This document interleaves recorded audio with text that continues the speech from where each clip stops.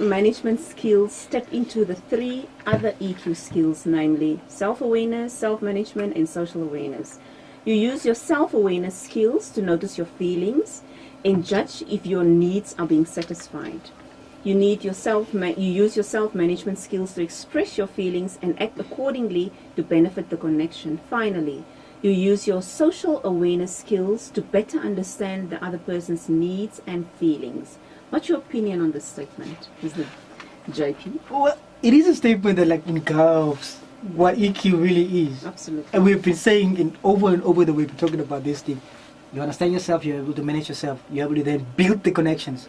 No one that does not understand themselves or can manage themselves can build positive connections. And here we're speaking about positive connections. We're not speaking here about negative connections. Because negative connections break down, they never build. And so we're talking about positive connections. So yes, the statement is very true. But why do we keep staying in that negative connections? Well, because there's a perception in life that when you're good, nothing goes good for you.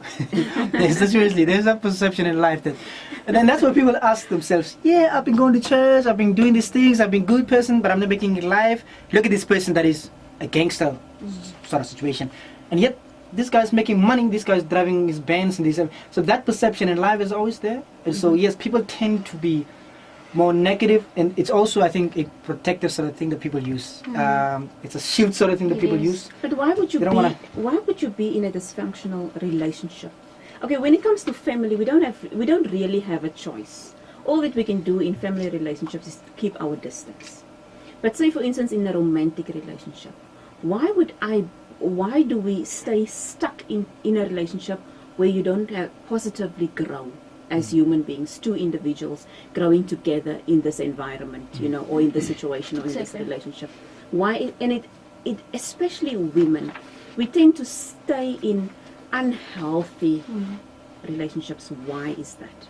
Because we have come to identify with whatever emotion comes into play, and I think we've mentioned this before in one of our topics that we had previously, that if you have continuous emotions that come out of you, now these are chemicals excreted from your brain, and if these chemicals are excreted on a continuous basis, whatever happens, it stirs or that stimulates these emotions or triggers these emotions, whether it's sadness or guilt or any negative emotion.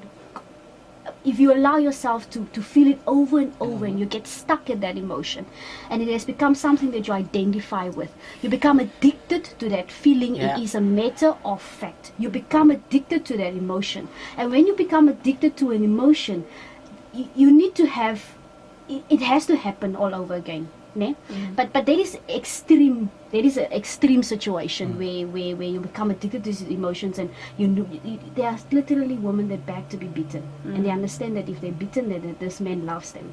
Now those are things that we've been talking about all over, especially in gender-based violence and all these things. You hear about people coming testifying these things. Why? The question is why? Why do we want these emotional states? Because it's something that we've identified with from a very young age. It's something that we've made ourselves acquainted to feel, and to actually see that this is the only way that I can feel. Look, Zelda's mentioned it.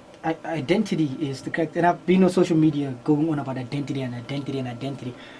But I've found in the 10 years of having done church work, especially with young people, that identity is a critical aspect to how people define themselves.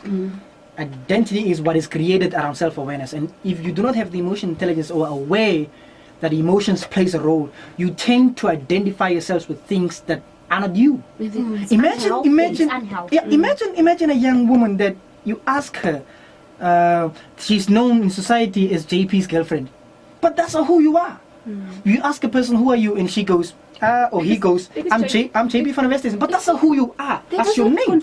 It doesn't define you. True. And so identity play, and seriously, identity is a critical thing, especially as you've said in relationships, and that's for me, that's really the crux of the matter in relationships when that happens. When people tend to try to identify themselves, without him, without her, I'm nothing. And so let me keep this thing going because I'm afraid and fearful of leaving this thing and going out of what will happen if I leave this thing. Exactly, fear for the unknown. Fear for the unknown. We are driven by fear for the unknown, and we are driven by unhealthy comfort zones. So this